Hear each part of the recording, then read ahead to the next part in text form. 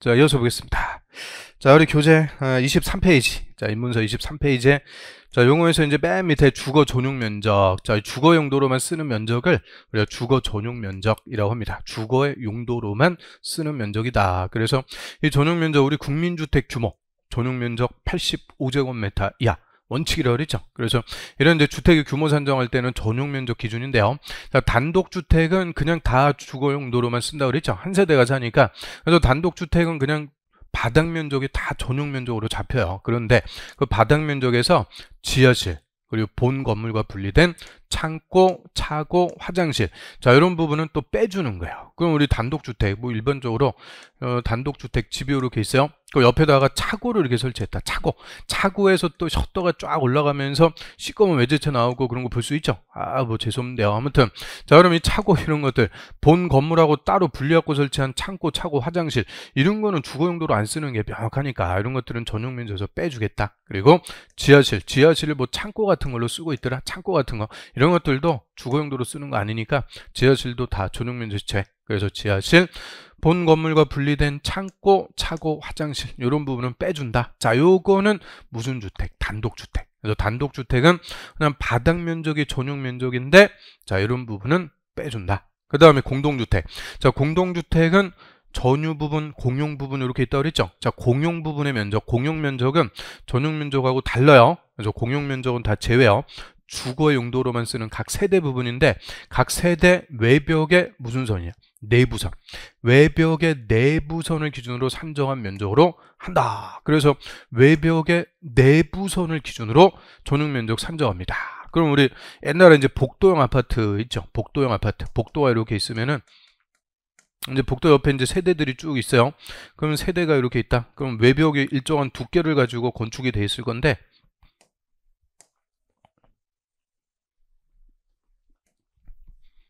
자, 여기 이제 외벽이라고 그래요. 여기 외벽이 이렇게 있다. 그러면 자, 공동주택의 전용 면적 산정할 때, 자, 이런 복도나 계단, 자, 이런 부분은 공용 부분이니까 공용 면적, 당연히 전용 면적 제외. 그리고 각 세대 외벽에 외부선이 있고, 중심선이 있고, 내부선이 있는데, 지금 전용 면적은 외벽의 무슨 선? 내부선, 안쪽 선을 기준으로, 안쪽 선 기준으로 전용 면적을 산정. 그럼 그 말은 외벽 두께는 일체 전용 면적에 포함 안 한다 그죠? 외벽 두께는 전용 면적에 포함을 안 해요. 그럼 외벽 면적은 다 어디에 가산? 공용 면적에 가산. 그래서 외벽 옆세대와 같이 쓰는 거니까 외벽 아파트의 외벽은 공용 부분이에요. 공용 부분, 공용 면적. 그래서 외벽의 내부선을 기준으로 안쪽선 기준으로 면적을 산정하니까 이게 눈으로 따져볼 수 있죠. 이 안쪽선 기준. 그래서 이걸 안목치수, 옛날에는 안목치수, 눈으로 따져볼 수 있는 치수다. 안목치수라고 했는데 자 외벽의 내부선. 그래서 우리 아파트 인터넷에 평면도 이런 거 다 볼 수 있죠. 안쪽선 기준으로 몇 메타, 안쪽선 기준으로 몇 메타, 철저하게 내부선 기준, 내부선 뭐 10m, 10m 이런 식으로 다 안쪽선 기준으로 나오는 거지 절대 중심선 그러면 틀려. 중심선이 아니고 내부선 기준이다. 그럼 우리 외벽의 중심선을 기준으로 산정, 그거는 어디서 봤을까? 그거는 건축법에서 건축면적 산정할 때는 외벽의 중심선입니다. 건축면적은 외벽 제일 바깥벽, 외벽 중심선의 수평 투영 면적을 건축면적, 하나의 건물의 면적 이거 구분해서 공동주택의 전용 면적 산정할 때는 외벽의 중심선 아니고 내부선을 기준으로 안쪽선 기준으로 이 벽 두께를 포함하지 않는 안쪽선 기준으로 산정. 그리고 외벽 면적은 어디로 간다고요? 공용 면적. 그럼 우리 아파트 세대 안에 이제 경계벽 이런 거 있죠? 이런 거는 다 전용 면적에 들어가는 거예요. 세대 안에 있는 경계벽 이런 것들이야. 그런 것들은 다 전용 면적에 포함되는데 외벽은 공용 부분, 공용 면적에 가산. 그래서 확실하게 개념을 정리를 해주셔야 돼요. 외벽 내부선 기준. 그래서 그 한 페이지 넘겨보시면 이제 간단하게 그려놨는데, 자, 이것도 제가 이제 그림으로 한번 볼까요? 자, 그리고 이제 아파트 면적이라고 할 때 아파트 면적, 이 국토부에서 이제 면적 정확하게 개념 정리하시라고. 그래서 이 공용 부분, 이 공급 면적, 아파트 분양받을 때 공급 면적 하면은 전용 면적, 주거 공용 면적. 주거 공용 면적은 여기 아파트 옆에 계단, 복도 뭐 이런 것들 더한 거. 이런 부분을 주거 공용 부분이라고 하고요. 그 다음에 전용 면적. 저 전용면적이라고 할 때는 각 세대 면적을 얘기해요. 각 세대. 요 방도 있고 거실도 있고 부엌도 있고 요 그런데 요 외벽에 무슨 선이냐? 중심선. 중심선의 수평 면적을 전용 면적으로 산정합니다. 전용 면적은 외벽 세대 외벽의 중심선의 수평 면적. 이런 계단이라든지 복도 이런 부분은 공용 부분, 공용 면적. 그리고 외벽 두께도 공용 면적. 그리고 저 기타 공용 면적이라고 해서 우리 단지 내 우리 이제 주택에 딸린 게 아니고 따로 있는 것들이 있죠. 관리 사무소, 노인정 이런 것들은 기타 공용 면적이라고 그래요. 기타 공용 면적. 그래서 주거 공용 면적, 기타 공용 면적, 그리고 요 공급 면적을 합쳐갖고 우리가 아파트 분양받을 때 계약 면적 이라고 불러요. 뭐 33평. 그러면 이제 전용 면적은 25.7평이고 이런 주거 공용 면적, 기타 공용 면적 합쳐갖고 한 6평, 7평 되는 거죠. 그래서 33평 이렇게 나오는 거고요. 그 다음에 발코니 확장할 수도 있고 한데 발코니는 서비스 면적이라고 그래요. 서비스. 나중에 우리가 배울 건데요. 외벽에서 1.5m까지만 돌출시키면 이 발코니 부분은 없는 걸로 다 빼주는 거예요. 없는 걸로 빼주니까 그냥 서비스로 주는 면적이다. 그래서 발코니 면적을 서비스 면적 이렇게 표현을 하는 거죠. 그래서 나중에 우리 이제 건축법에서 바닥 면적 산정할 때 또 볼 거예요. 발코니는 외벽에서 1.5m까지만 돌출시켰다. 없는 걸로 빼준다. 그거를 서비스 면적이다. 이렇게 얘기하는 거죠. 그래서 일단 자 우리 공동주택의 전용 면적은 세대 외벽의 무슨 선이라고요? 중심선. 중심선을 기준으로 중심선이 아니고 내부선, 안쪽 선을 기준으로 산정한다. 꼭 염두하시고요. 그래서 여기까지 주택법의 이제 용어들, 중요한 것들 쭉 봤는데 이거 이외에도 우리 주택법의 용어 엄청 많아요. 엄청 많습니다. 또 주택들 뭐 건강 친화형 주택, 그 주관식으로도 나왔죠. 건강 친화형 주택, 장수명 주택, 뭐 이런 주택의 개념들도 엄청 많고요. 나중에 기본서 와서 이제 용어 확실하게 보셔야 되고요. 이 용어가 내용이 많은 만큼 우리 시험에서 그냥 무조건 한 문제 이상. 올해 27회 때는 2문제 나왔습니다. 용어에서는 2문제. 그래서 이 용어가 제일 중요하고요. 그 다음에 이제 2장의 주택의 건설로 가볼게요. 주택을 건설, 집단적으로 건설한다. 주택을 건설하는데 주택을 집단적으로 건설, 이 건설 파트는 크게 2가지 체계로 구성이 되어 있습니다. 전체적인 이제 체계부터 먼저 한번 볼게요. 먼저 주택법에 따라서 주택건설 사업하는 자들, 고자들을 사업 주체라고 불려요. 사업 주체. 주택건설 사업을 하는 자. 요거를 우리 시중에서는 소위 뭐라고 부르냐? 시행사라고 그래요. 시행사. 시행사.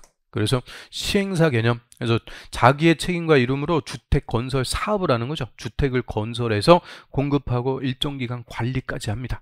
과반수가 입주할 때까지 관리까지 한다. 그래서 자기 이름과 책임으로 주택 건설 사업하는 사업 주체를 시행사 개념으로서 우리 주택법에서는 사업 주체 이렇게 표현합니다. 그러면 이 사업 주체 시행사하고 또 구분하는 개념이 뭐예요? 시공사라는 게 있죠. 시공사.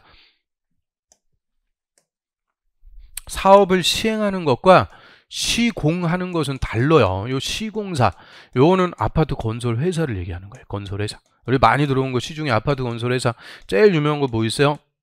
레미안 아파트 짓는 삼성물산, 또 현대건설, GS건설 이런 아파트 건설 회사들을 시공사라고 그래요. 시공사. 그래서 이 시공사는 시행사하고 공사의 도급계약만 체결해서 아파트 건설 공사만 하는 거예요. 공사만 하는 거고, 그래서 시행사하고 시공사하고는 전혀 별개 개념이에요. 시행사는 한마디로 주택건설 사업하는 거죠. 그래서 주택건설 사업이 뭐다? 부지, 땅부터 매입하고, 그리고 여기다 이제 시공사 선정해서 아파트도 짓고 분양도 하는 거예요. 공급, 분양도 하고. 이런 주택을 건설해서 공급하고 관리까지 사업을 하는 자, 주택건설 사업을 하는 자를 사업 주체, 시행사 개념이다. 그래서 보통 우리 시행사는 여러 개가 있을 수 있어요. 뭐 무슨 신탁개발 뭐 이런 식으로 시행사 개념은 뭐 잘 못 들어본 거죠. 그냥 회사들이 되는 거고, 시공사하고 시행사하고 다르다. 이 시행사의 개념을 사업 주체. 그래서 주택법에 따라서 이 주택건설 사업하는 자를 사업주체라고 하는데, 자, 원칙적으로 주택법에서 주택건설 사업하려면 등록하고 사업을 해야 됩니다. 등록부터 해라. 그럼 뭐 다 등록해요. 주택관리업자도 등록해야 되고, 다 임대 사업자도 등록해야 되죠. 주택임대관리업자도 등록해야 돼. 다 등록부터 하고 해라. 왜요? 주택의 건설 이런 것들을 국가가 감독하고 관리하기 위해서. 국가가 감독 관리를 하기 위해서 일정 요건을 갖춰갖고 등록하고 사업해라. 그래서 주택건설 사업부터 다 등록부터 하고 사업하도록 하고요. 이 등록사업자가 원칙, 그럼 등록사업자 언제 등록하는 거냐? 연간은 1년간이에요. 연간 1년간. 단독주택은 20호, 공동주택은 20세대 이상 건설, 또 연간 주택건설 대지를 10,000제곱미터 이상 조성. 자, 1년 연간 토탈이요. 연간 20호, 20세대 10,000제곱미터 이상. 그래서 이걸 또 가로로 비워갖고 딱 물어본단 말이에요. 이걸 가로로. 딱 물어보는데, 그러면 연간, 이거는 안 바꿔주니까 연간 두 글자죠. 그러니까 얼마? 20호, 20세대. 30호, 30세대가 아니요. 연간 20호, 20세대. 연간 10,000제곱미터 이상, 1년 토탈에서 20호, 20세대 10,000제곱미터 이상 이런 주택건설 또는 대지조성 사업하려면 일정한 요건부터 갖춰갖고 국토부 장관에게 등록하고 사업합니다. 이 국토부 장관에게 등록하는 거는 얘밖에 없어요. 등록사업자. 국토부 장관에게 등록하고 사업하는 것을 등록사업자. 원칙이라고 그러죠. 원칙. 그런데 자, 일정한 경우에는 등록 안 하고 사업할 수 있는 경우가 있어요.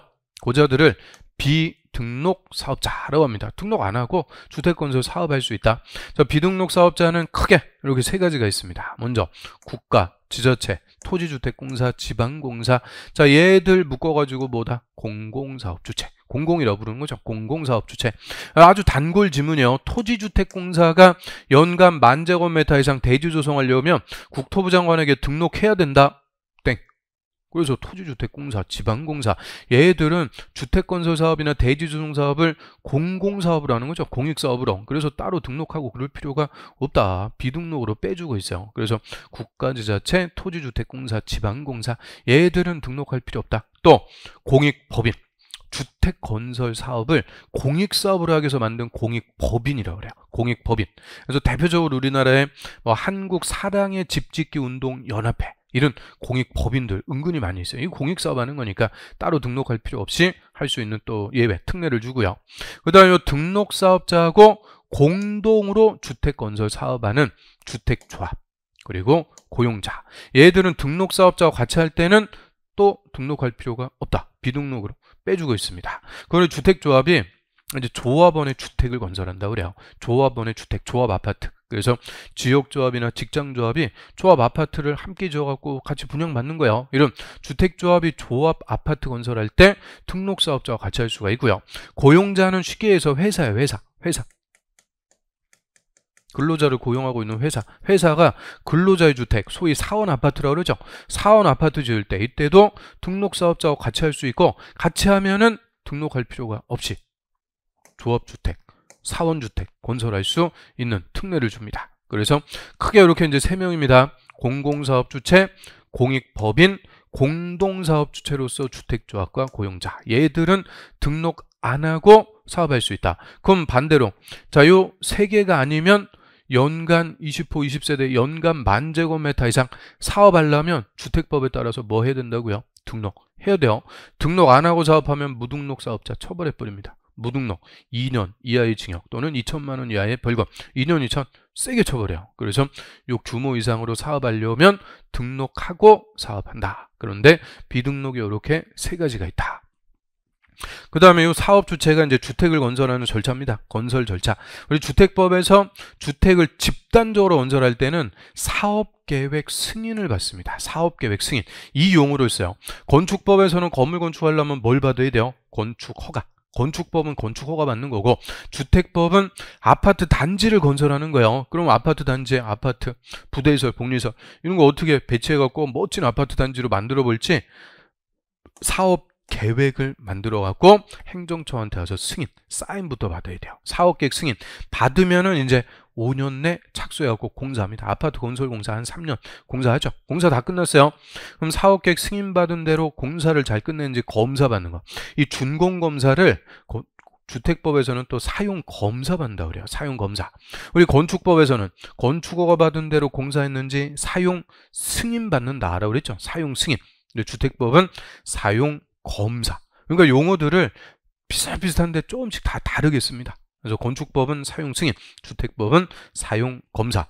그래서 사업계획 승인 받아갖고 공사 끝나면 사용 검사 받고 사용할 수가 있게 되고요. 그래서 이 사업계획 승인 받는 거, 이게 주택법에서는 핵심. 건축법은 건축허가, 주택법은 사업계획 승인. 이게 핵심이 되고, 사업계획 승인 받아갖고 사업을 하는 자들, 그 자들을 정확하게 사업 주체라고 합니다. 그래서 이 사업 주체는 건축허가 받아갖고 사업한다. 그럼 틀려.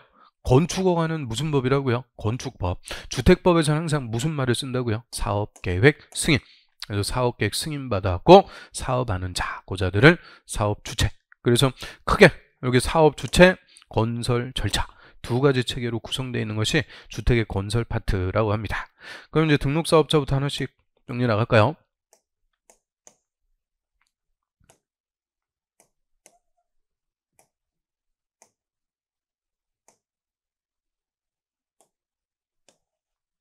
저 주택의 건설 파트인데, 자, 먼저 주택건설 사업주체 개념부터 한번 볼까요? 자, 맨 밑에 25페이지입니다. 사업주체란 이 법에 따라서 주택건설 사업계획 또는 대지조성 사업계획 승인받아갖고 사업을 시행하는 다음의 자다. 절대 건축허가 받아갖고 사업한다. 땡, 건축허가 아니고 사업계획 승인 받아갖고 사업을 하는데, 자, 여자들인데요. 이 중에서 원칙은 누구라고요? 등록사업자. 이 등록사업 주체 이렇게 쓰고 있는데 등록사업자라고 부릅니다. 등록사업자. 자, 이게 원칙이자 의무라고 그래요. 원칙이자 의무. 등록 의무입니다. 그래서 앞에 보면 연간 1년간 단독주택 20호, 공동주택 20세대. 다만 뭐 도시형 생활주택은 또 30세대 이상인데, 자, 이렇게 가로 쳐놓이죠. 자, 이거 도시형 생활주택까지는 지금 신경 쓸 필요 없고.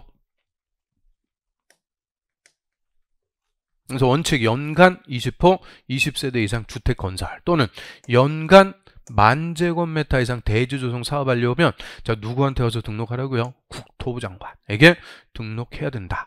대부분 주택관리업자가 됐든 저 임대주택법에서 민간 임대사업자가 됐든 뭐 임대주택관리업자가 됐든 다 대부분 시군구청장한테 가서 등록해요. 시군구청장. 그런데 이 등록사업자는 누구한테 와서 등록해라? 국토부 장관에게 등록합니다. 그래서 등록할 수가 있는 게 아니고 해야 된다. 의무.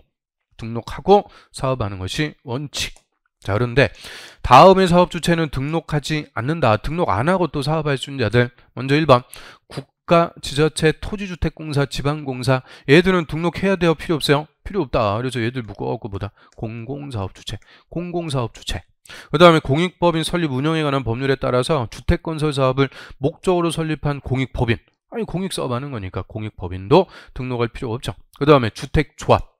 그리고 고용자는 회사라고 그랬어요.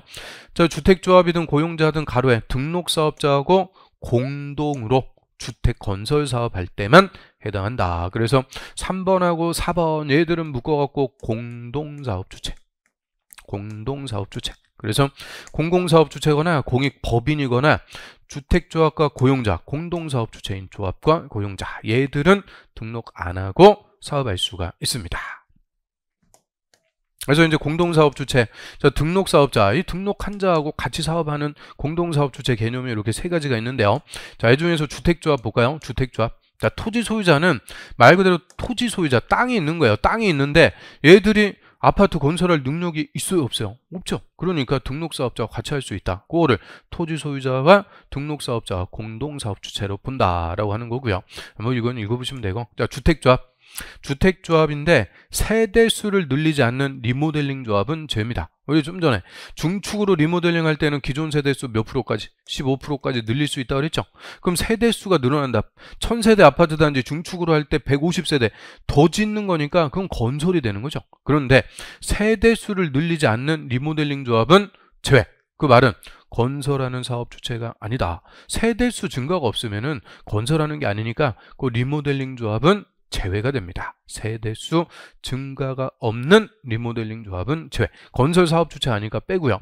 자, 주택조합이 구성원의 조합 아파트를 건설할 때는 등록사업자하고 공동으로 사업을 할 수가 있고, 이때 주택조합과 등록사업자를 공동사업 주체로 본다. 아니, 같이 사업하는구나. 공동사업 주체로 와서 이때 주택조합은 등록할 필요 없다. 그 얘기죠. 또 고용자가 회사가 근로자의 주택 사원 아파트 건설할 때 저 등록사업자와 공동으로 사업을 시행해야 하며, 자, 이때 고용자 등록사업자를 공동사업 주체로 본다. 자, 요 두 개만 차이점만 봐요. 저 주택조합은 등록사업자와 공동으로 사업을 시행할 수가 있다. 할 수가 있다. 임의적. 그런데 고용자가 근로자의 주택을 건설할 때는 등록사업자와 공동으로 사업을 시행해야 된다. 필수적. 아, 이거의 차이점. 그래서 얘는 임의적인데 임의적. 고용자는 필수적. 반드시 등록사업자와 같이 해야 된다. 왜요? 자, 이 고용자 회사라고 그랬죠. 회사가 근로자의 주택을 건설한다 이런 미명하에 막 또 주택 건설 사업 이런 걸로 사업을 또 문어발식으로 확장할 수가 있다면, 이런 거 못하게 하기 위해서 고용자가 근로자의 주택을 건설할 때는 다른 등록사업자와 반드시 같이 하도록 합니다. 자기가 막 계열사 만든다든지 또는 사업 부분을 확장해 갖고 스스로 건설하고 이런 거 안 된다는 거예요. 문어발식으로 막 사업 확장, 이걸 방지하기 위해서 고용자는 다른 등록사업자하고 반드시 같이 하도록 합니다. 이런 근로자의 주택을 건설한다는 미명하에 주택건설 사업을 확장하고 이런 거 못하게 하기 위해서, 그래서 그냥 다른 등록사업자하고 반드시 공동으로 같이 하도록 하죠. 그래서 뭐 그런 의미인데, 아무튼 또 우리 시험에서는 할 수 있는 거냐 해야 되는 거냐 이것도 장난치니까, 주택조합은 등록사업자와 같이 할 수도 있고 안 할 수도 있는 거예요. 그런데 고용자는 반드시 다른 등록사업자하고 같이 해라. 그래서 이 주택조합은 우리 좀 이따 볼 건데요, 사람하고 땅만 확보한 거예요. 주택조합이 조합주택을 건설할 대지 땅, 그리고 조합원 사람하고 땅을 확보했는데 아파트 건설할 능력이 있다 없다? 없다. 그러니까 등록사업자와 같이 주택 건설 사업을 할 수가 있도록 해주는 거죠. 그래서 이렇게 이제 공동사업주체 종류가 3개가 있는데, 이 중에서 이 주택조합이 사업주체에서는 제일 중요한 논점입니다. 제일 중요한 논점이고, 그래서 우리 시험에서 그냥 매년 나온다 이렇게 생각하시면 돼요. 사업주체에서는 이 주택조합이 그냥 매년 나오는 제일 중요한 논점입니다. 그래서 등록사업자는 한 2년에 한 번 정도 나오는데, 이 주택조합은 그냥 매년 나와요. 올해도 나왔고, 올해 좀 어려운 것 같고 나왔어요. 그래서 주택조합, 자, 의부터 한번 볼까요? 주택조합이란 많은 수의 구성원인데, 여기서 많은 수라고 할 때는 적어도 20명 이상을 얘기합니다. 20명 이상. 많은 수의 구성원이 주택을 마련하거나 리모델링하기 위해서 결성하는 다음의 조합이다. 그러면 많은 수의 구성원 20명 이상이 주택을 마련한대요. 마련한다, 이 말이 뭐예요? 내 집 마련한다. 그럼 쉽게 얘기해서 혼자서 아파트 지을 수 있어요, 없어요? 없죠. 그러니까 여러 명이서 같이, 수명 이상이 같이 모여갖고 우리 같이 아파트 지어갖고 분양받자. 함께 건설해서 공급받기 위해서, 또 아파트 리모델링하기 위해서 결성하는 조합이다. 그래서 많은 수의 구성원이 주택을 마련, 함께 건설해서 공급받거나 리모델링하기 위해서 결성하는 조합이고, 주택조합의 종류는 3가지가 있습니다. 지역주택조합, 직장주택조합, 리모델링 주택조합, 이렇게 3가지가 있고요.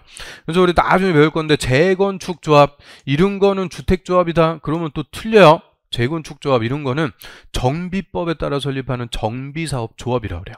정비사업조합, 주택조합이다 그러면 안 돼. 그래서 주택재건축조합, 야, 그럴듯한데 주택재건축이든 주택재개발이든 이런 재건축이나 재개발 조합은 주택조합이 아니고요. 우리 주택법에 따라 설립하는 주택조합은 3개, 지역, 직장, 리모델링 조합, 이렇게 3가지가 있습니다. 자, 지역조합부터 하나씩 볼까요? 지역조합이란 다음 구분에 따른 지역에 거주하는 주민이 주택을 마련하기 위해서 설립하는 조합이다. 그럼 같은 지역에 거주하는 주민들이 주택을 마련, 함께 아파트 지어갖고 분양받자 해서 설립하는 조합인데, 자, 지역의 구분이 동그라미 1번부터 9번까지, 이게 한마디로 뭐냐? 도 단위로 끊는 거예요. 우리나라에 있는 도 단위로. 그래서 서울, 인천, 경기, 얘들을 묶어갖고 뭐라 불러요? 수도권이라고 하죠. 서울이든 인천이든 다 경기도 안에 있으니까 수도권. 그 다음에 대전, 세종시 다 어디 안에 있는 거예요? 충청남도. 그래서 요거를 충청권 뭐 이렇게도 부릅니다. 충청권. 대전이나 세종시나 다 충청남도 안에 있는 거죠. 그 다음에 충청북도도 있고, 광주광역시 전라남도 안에 있으니까 전라남도. 그 다음에 전라북도 이렇게 써 있는데, 요게 이제 이름이 조금 바뀌었죠. 전라북도가 전북특별자치도. 전북특별자치도. 이게 이제 새만금 이런 것 때문에 특별자치도, 이 특별법에 따라서 별도로 뭐 재정도 지원해주고 하는 특별자치도가 됐는데, 자, 안에 있는 뭐 전주시라든지 이런 것들 일반 시하고 똑같이 가는 거니까, 일반 도하고 똑같이 행정체에 가는 거니까 그냥 이름만 전북 특별자치도. 그 다음에 대구는 경상북도 안에 있죠. 부산, 울산 다 경상남도. 그 다음에 강원도도 이름이 뭘로 바뀌었어요? 강원 특별자치도. 이 강원도가 좀 낙후돼 있고 해갖고 역시 특별법에 따라서 재정 지원 이런 것들 많이 해주고 국방이라든지 환경이라든지 이런 것들에 좀 자치권을 많이 부여주기 위해서 강원 특별자치도 이렇게 불러요. 그래서 전북 특별자치도, 강원 특별자치도, 제주 특별자치도. 그런데 왜 이제 법에서 얘기하는 뭐 특별자치시 특별자치도 하면 일반적으로는 요거 얘기하는 거예요. 제주 특별자치도. 얘들 전북이라든지 강원 특별자치도는 특별자치도라고 쓰고 있지만 그냥 일반 행정체계하고 똑같이 간다. 다만 특별법에 따라 자치권을 조금 더 부여해 주는 거고, 일반적으로 특별자치도 하면은 제주도 얘기하는 거고요. 아무튼 그래서 1번부터 9번까지 요 9개, 이게 우리나라에 있는 도를 얘기하는 거예요. 전국 8도인데 제주도까지 해갖고 9개 도 단위로 끊어갖고 같은 도에, 즉 도 단위로 끊어서 같은 지역에 거주하고 있는 주민들이 같이 아파트 지어갖고 분양받자 만드는 것이 지역조합. 그 다음에 직장조합은 뭐겠어요? 직장조합은 같은 직장에 근무하는 근로자가 주택을 마련하게 설립하는 조합이다. 같은 직장에 다니는 근로자들이 같이 아파트 지어갖고 분양받자 해서 만든 게 직장조합이고요. 우리 80년대 초반에 언론 노조라고 그러죠. 언론사에 같은 직장에 근무하는 근로자들, 그래서 언론사니까 방송국, 뭐 신문사, 이런 언론사 기자, 뭐 기자라든지 이런 사람들이 직장주택조합을 설립해갖고 건설한 아파트가 뭐예요? 압구정 현대아파트. 그게 그 유명한 압구정 현대아파트가 되죠. 그래서 언론사가, 언론사, 뭐 방송국, 신문사, 이런 언론사에 근무하는 근로자들이 같이 주택을 마련하자 해서 직장주택조합을 설립해서 건설한 아파트가 대표적으로 압구정 현대아파트가 있는 거죠. 그 다음에 리모델링 조합은 공동주택의 소유자가 그 아파트 리모델링하기 위해서 설립하는 조합이다. 그 아파트 리모델링하기 위해서 공동주택 소유자가 만드는 게 리모델링 조합. 그래서 지역, 직장, 리모델링 조합, 이렇게 세 가지가 있고요. 그런데 이 리모델링 조합은 좀 성격이 좀 달라요. 그래서 왜 이제 주택조합은 지역조합, 직장조합하고 리모델링 조합 좀 구분해갖고 따로따로 좀 정리할 필요가 있어요. 이 성격이 좀 다르기 때문에. 그래서 밑에 보시면은 지역조합하고 직장조합의 설립, 자, 이것도 하나씩 볼게요. 자, 지역조합이나 직장조합 자기들끼리 만들어 보자 해서 설립되는 게 아니고 설립 인가 받아야 됩니다. 설립 인가. 인가는 확인 감독을 줄여갖고 인가라고 그래요. 그래서 우리 행정법에서는 정확하게 인가라는 것은 우리 사인들의 행위에 행정청이 보충해서 확인해 주는 것을 인가. 그래서 인가를 받아야 유효가 돼요. 법률의 인가 유효. 그래서 자기들끼리 조합 설립해보자 아무리 얘기해봤자 무효라는 거예요. 여기에 인가라는 게 보충이 돼야 유효. 근데 주택조합을 설립하는 효과가 발생. 그래서 인가는 이제 보충형인데 그냥 쉽게 얘기해서 확인 감독. 그래서 조합 주택법의 기준에 맞게 주택조합을 설립하는지 행정청의 인가 받아갖고 설립합니다. 그래서 많은 세 구성원이 주택을 마련하기 위해서 주택조합, 주택을 마련하게 설립하는 주택조합은 두 개죠. 지역조합하고 직장조합. 함께 주택을 건설해서 공급받자, 이런 지역조합과 직장조합을 설립하려는 경우에는 관할 특별자치시장, 특별자치도지사. 자, 특별자치시장하고 특별자치도지사는 그냥 여기도 나오고 저기도 나오고 다 된다 그랬죠. 따로 신경 쓸 필요 없어요. 시군 구청장의 인가 받아야 된다. 그래서 이런 주택조합의 설립 인가권자 누구냐? 시, 군, 구청장에게 인가받습니다. 그리고 인가받은 내용을 변경할 때도 인가, 해산할 때도 인가. 이게 다 공통이에요. 다 똑같아요. 그럼 새로 할 때 인가받았죠? 새로 할 때 인가받았는데 그 행정처한테 인가받은 것을 지 맘대로 바꾸고 이거 안 되는 거예요. 변경할 때도 변경하기 전에 인가부터 먼저 받아야 돼요. 그거를 변경인가. 해산할 때도 그냥 지 맘대로 해산 못해요. 해산할 때도 정산서, 이제 조합원하고 돈 계산이 잘 끝났는지 정산서 이런 거 다 첨부해갖고 해산 인가 받아야 해산할 수 있어요. 그래서 항상 이게 우리 이제 관계법규에 다 공통이에요. 새로 할 때하고 변경할 때하고 다 똑같다. 새로 할 때 인가 받았으면 변경할 때도 인가, 해산할 때도 인가. 새로 할 때 허가를 받았어요. 허가 받았다. 그럼 변경할 때도 허가, 해산할 때도 허가. 똑같이 허가받는 거예요. 새로 할 때 신고했어요. 신고. 그럼 변경할 때도 신고, 해산할 때도 신고. 항상 새로 할 때나 변경할 때나 똑같다. 똑같이 간다는 거. 원칙으로 딱 개념으로 잡고 있고요. 그래서 시군구청장한테 설립 인가 받아갖고 설립하는 게 원칙. 자, 그런데 이 설립 인가 받기 위해서는 요건부터 갖춰야 되는데요. 이 설립 인가 받기 위한 요건. 자, 요게 또 재작년에 그냥 주관식으로 나왔던 거죠. 자, 주택조합의 설립 인가인데 정확하게 하면 지금 지역조합, 직장조합 두 개 하는 거예요. 지역조합, 직장조합 설립 인가 받으려는 자는 주택건설 대지의 80% 이상의 토지의 사용권과 15% 이상 토지의 소유권을 확보해야 된다. 다만 이건 필요 없고, 그래서 이 지역조합, 직장조합은 설립인가 신청하려면 주택건설 대지의 일정 비율 이상 소유권이나 사용권을 확보해야 하라. 왜요? 얘들은 조합주택을 뭐 한다고 그랬어요? 건설. 건설해서 조합원에게 공급. 건설하기 위해서 설립하는 거니까 건설하려는 땅의 80% 이상의 사용권. 여기서 사용권이라고 할 때는 소유권보다 훨씬 넓은 개념입니다. 자, 소유권이 있어도 토지를 사용할 수 있죠. 그런데 소유권이 없어도 뭐가 있으면 사용할 수 있다? 지상권, 임차권, 이런 게 있어도 남의 땅 사용할 수 있는 거예요. 그래서 사용권이라고 그랬으니까 소유권 플러스 지상권, 임차권 다 통칭하는 개념이에요. 소유권, 지상권, 임차권 통칭해서 사용권. 그래서 80% 이상 토지의 사용권이 확보가 돼야 얘들이 조합주택을 건설할 의지가 있구나, 진정성이 있구나. 그래서 설립인가 받을 수가 있어요. 그래서 80% 이상의 사용권인데 다 사용권만 되면 안 돼요. 그 중에서 15% 이상은 뭘로 확보해야 되냐? 소유권으로. 그래서 이게 80% 사용권, 15% 소유권이 각각이 아니고 이게 넓은 거예요. 80% 이상의 토지의 사용권. 사용권 안에는 소유권도 있고 지상권도 있고 임차권도 있다 그랬죠. 그래서 소유권, 지상권, 임차권 이 80% 이상의 사용권인데 그 중에서 15% 이상은 뭘로 확보하라고요? 소유권으로 확보를 해줘야 된다. 그래서 이게 그대로 그냥 재작년 기출입니다. 주관식 80%, 15%. 이런 거는 절대 어려운 거 아니죠. 우리 입문부터 보고 있는 거니까 이런 거는 맞추라고 주는 거예요. 그래서 80% 이상의 사용권, 그 중에서 15% 이상 소유권 확보해서 설립인가 받아야 된다. 그 다음에 이제 조합원 수라 그래요. 조합원. 자, 주택조합인데 리모델링 조합 제외하니까 리모델링 조합은 조합원 수를 제한할 필요가 없어요. 왜요?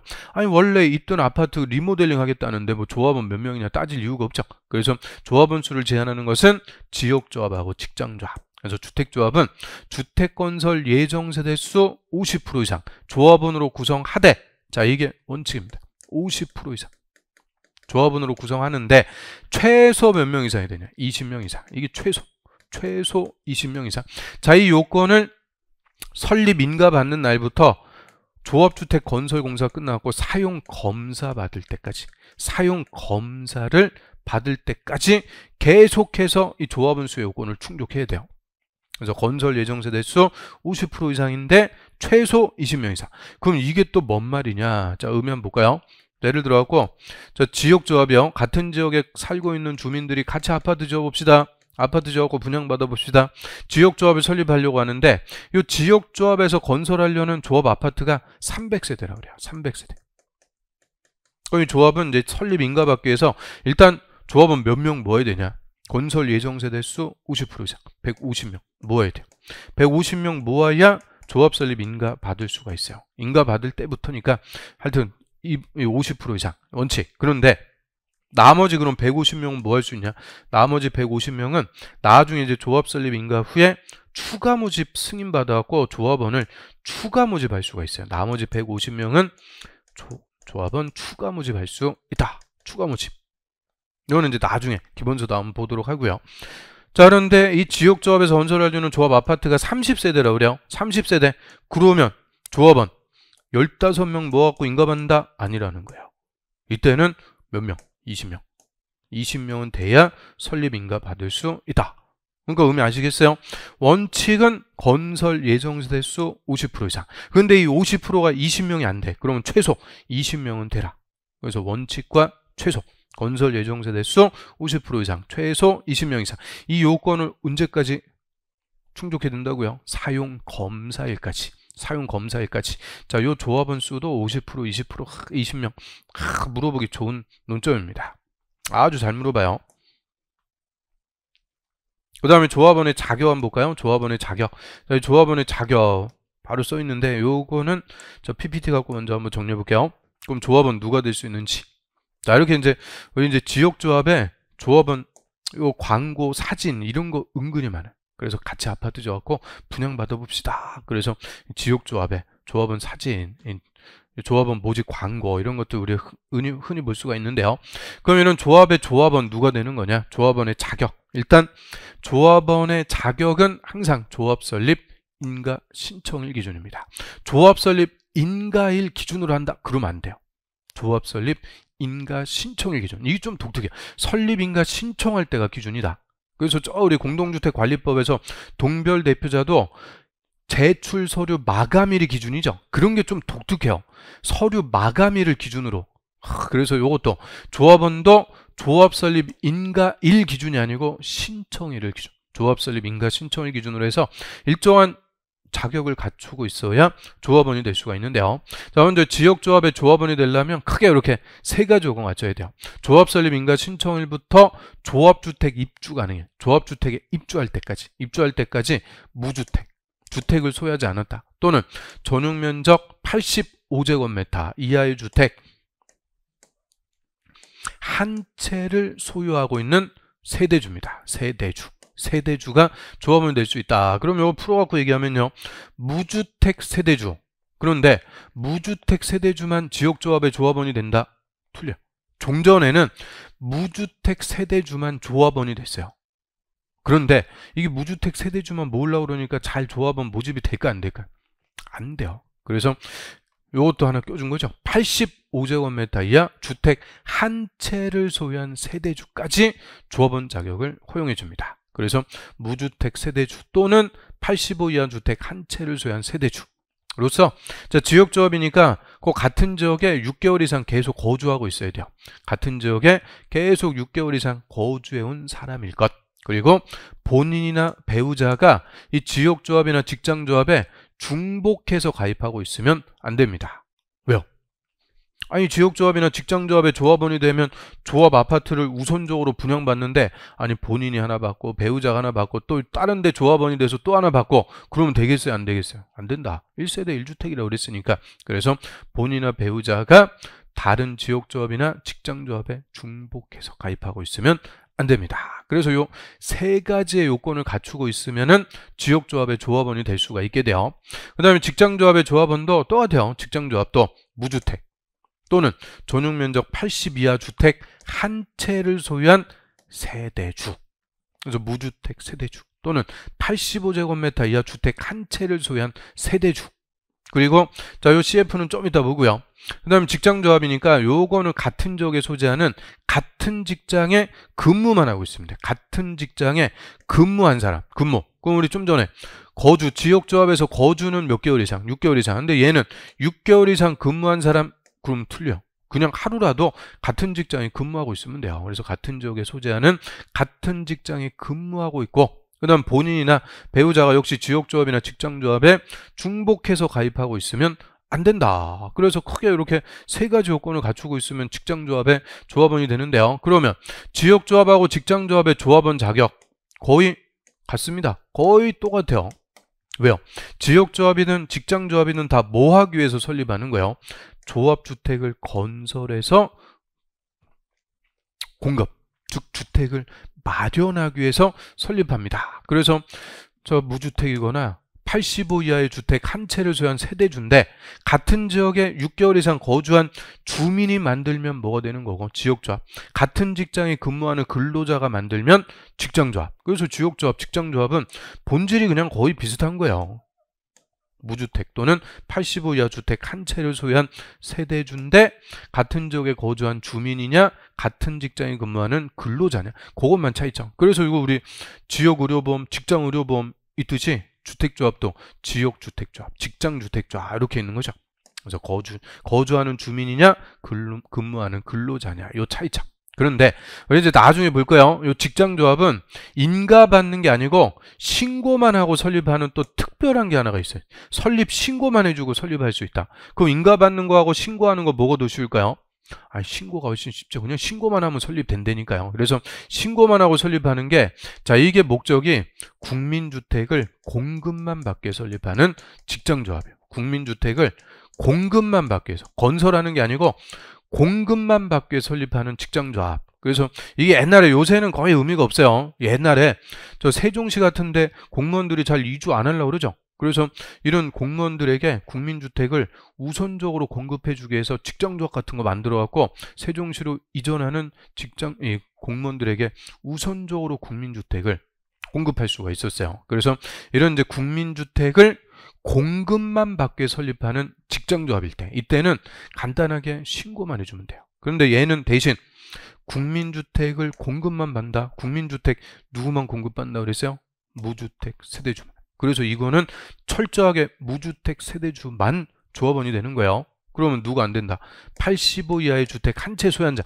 주택을 소유하고 있었으면은 얘들은 국민주택 공급받을 자격이 없으니까 이거 안 된다. 그죠? 그래서 근데 나중에 우리가 보겠지만 이 직장조합은 설립 인가를 받는 것과 설립 신고하는 것 두 개가 있기 때문에 인가 받는 것과 신고하는 것의 조합원이 누가 되는지 자격의 차이가 있어요. 그래서 이거는 나중에 이제 기본서 한번 보도록 하고요. 자, 지금은 이제 원칙적인 개념만 봐요. 이 설립 인가 받아갖고 설립할 때 지역조합이든 직장조합이든 본질은 같아요. 무주택 또는 85 이하 주택 한 채 소유한 세대주인데 같은 지역에 6개월 이상 거주한 주민이 만드는 게 지역조합이고, 같은 직장에 근무하는 근로자가 만드는 게 직장조합이다. 그 다음에 리모델링 조합의 조합원은 그냥 간단합니다. 누구면 되냐? 소유자면 다 돼요. 공동주택, 아파트 소유자. 그 다음에 아파트 리모델링 할 때 상가, 단지의 상가도 함께 리모델링 할 수 있죠. 그 상가 같은 거를 뭐라고 그러냐? 복리설, 군림생활시설, 복리설이라고 그러죠. 그러면 상가 소유자도 리모델링 조합원이 된다. 즉 소유자면은 그냥 제한 없이 조합원이 됩니다. 이 소유자가 우리 아파트 리모델링 하겠다는데 뭐 제한하고 그럴 이유가 없어요. 그런데 임차인은 리모델링 조합원이 될 수 있을까 없을까요? 없어요. 몇 년을 살고 있던 임차인이 리모델링 조합원이 될 수 있다. 절대 틀려. 그 다음에 전세권자 뭐 다 안 됩니다. 그래서 리모델링 조합의 조합원은 그냥 깔끔하게 누구면 된다고요? 소유자. 소유자면 그냥 다 조합원이 된다. 공동주택 소유자든 복리설의 소유자든 소유자면 조합원이 된다. 그러면 이 주택조합의 조합원 자격이 까다로운 거는 요 두 개요. 지역조합하고 직장조합. 이거 아무나 조합원 안 된다. 그죠? 까다롭습니다. 왜 까다로워요? 이 두 개는 나중에 조합 아파트를 건설해서 조합원이 우선적으로 분양받는 거예요. 이런 주택을 우선적으로 공급받을 수가 있는데 이미 주택을 몇 채 갖고 있는 자들이 또 조합원이 돼서 조합 아파트 분양받았다. 그게 뭐냐? 투기입니다. 투기.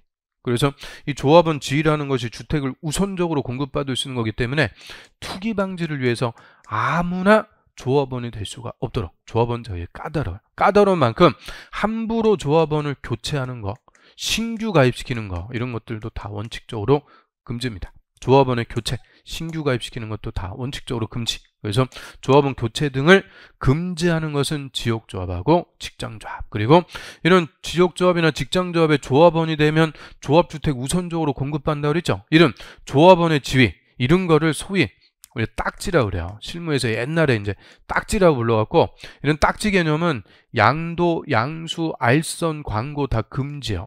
그거를 좀 의식하게 공급질서 교란 금지라고 합니다. 공급질서 교란 금지 대상 1번이 주택조합의 조합원지, 이런 것들 사고팔고 그런 거 안 된다 그 얘기죠.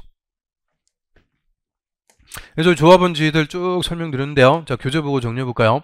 자, 지역조합의 조합원. 자, 항상 조합원의 자격은 언제 기준? 조합 설립 인가 신청일. 조합 설립 인가 신청일부터 조합주택 입주 가능일. 입주할 수 있는 날. 입주 가능일까지.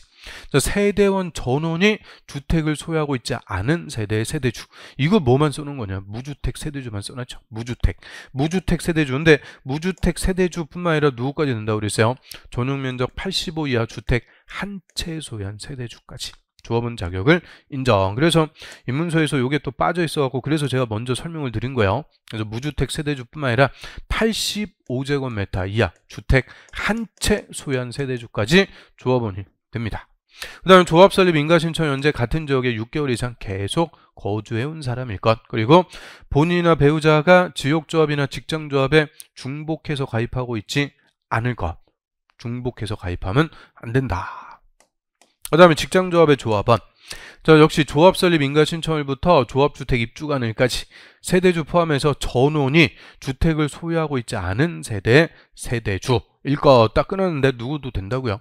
85 이하의 주택 한 채 소유한자까지 역시 조합원 된다. 다만 국민주택을 공급받기 위한 직장조합, 그럼 국민주택을 공급만 받는 직장조합은 인가받는 게 아니고 신고한다 그랬죠. 설립신고. 이 신고할 때는 누구만? 무주택자만 조합원이 됩니다. 이거 뭐 앞에 국민주택 공급받을 때는 신고한다. 이것도 안 써놨으니까 이거는 나중에 우리 기본서 나오면 그때 가서 또 보도록 하고요.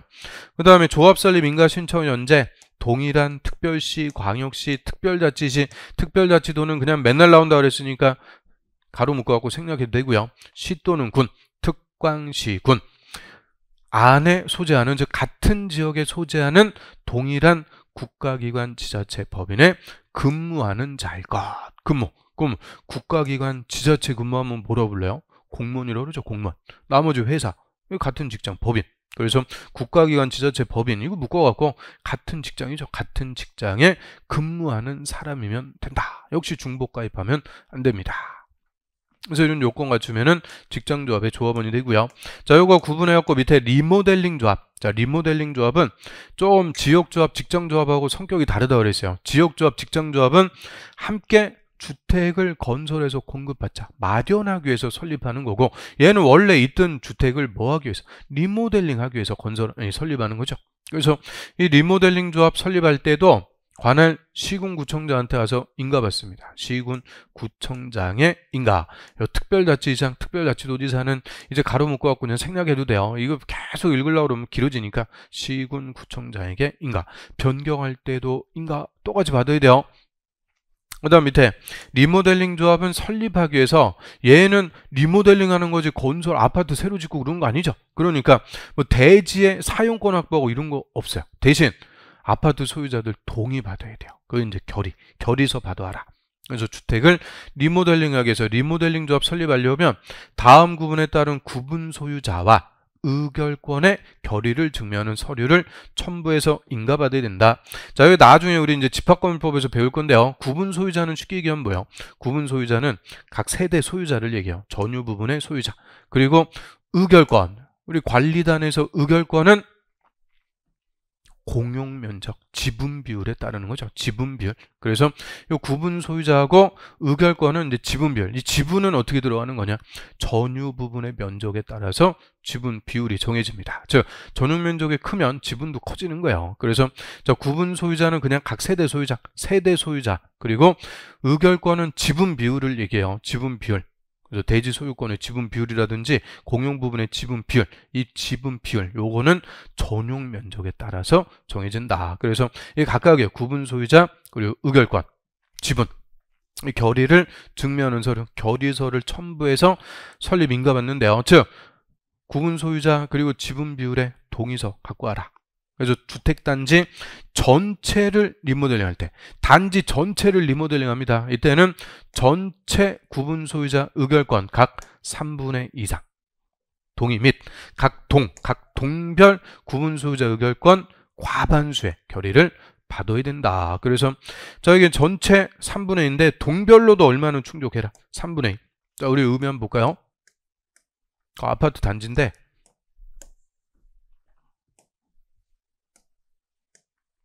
자, 우리 뭐 예를 들어 갖고 1동, 2동, 3동, 1동, 2동, 3동. 자, 3동으로 구성된 아파트 단지라고 그래요. 3동으로 구성되어 있는데 우리 리모델링 합시다. 리모델링 조합 설립하는데 2동하고 3동의 구분 소유자가 다 찬성했어요. 그러면 2동하고 3동 다 찬성했으니까 전체 얼마 나왔어요? 전체 3분의 2 이상. 동의 나왔죠? 3분의 2 이상 동의. 전체 3분의 2 이상 동의인데 자, 1동의 구분 소유자 3분의 1만 리모델링에 찬성. 그러면 동별 요건 미달. 설립인가 신청할 수 없다. 그 얘기입니다. 그래서 전체적으로는 3분의 2인데 동별로도 얼마는 충족하라고요? 과반수. 이게 전제 조건이에요. 동별 과반수 요건을 충족하면서 전체 3분의 2 이상 동의. 결의가 동의죠. 그 다음에 한 동만 리모델링이에요. 그러면 한 동만 리모델링 할 수 있다? 없다? 아, 있다. 1, 2, 3동 중에서 1동만 또 1동만 소유자들이 동의하면 1동만 리모델링 할 수도 있죠. 그래서 한 동만 리모델링 할 수도 있는데 동을 리모델링 할 때는 그 동의 구분 소유자 의결권 각 3분의 2 이상 결의입니다.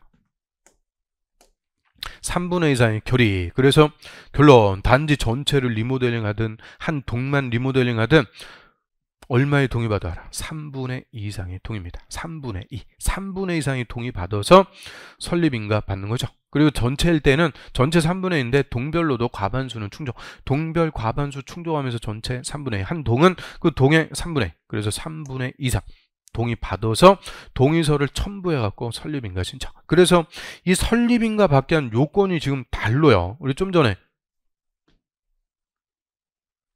지역조합하고 직장조합은 설립인가 신청하기 위해서 요건 뭐를 갖췄어야 돼요?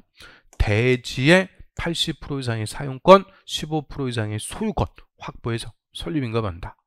주택건설 대지, 건설하는 거니까 건설 대지의 80% 이상 사용권, 15% 이상 소유권 확보해서 설립인가. 그런데 리모델링 조합은 뭐 대지의 사용권 확보 이런 건 필요 없다는 거예요. 소유자들 동의 받아라.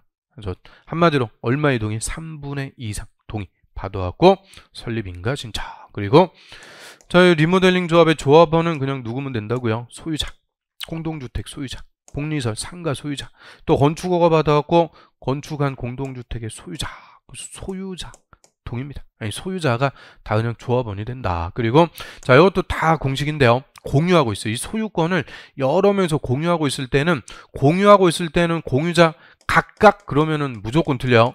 공유자 각각이 아니고 공유하고 있을 때는 항상 대표 한 명만 조합원이 됩니다. 즉 공유하고 있을 때는 항상 대표 한 명만 나와라. 그래서 공유하고 있을 때는 한 명. 그래서 그냥 소유자면 다 조합원이 됩니다. 그래서 이 주택조합도 가장 이제 기본적인 개념, 원칙적인 개념들 한번 훑어봤고요.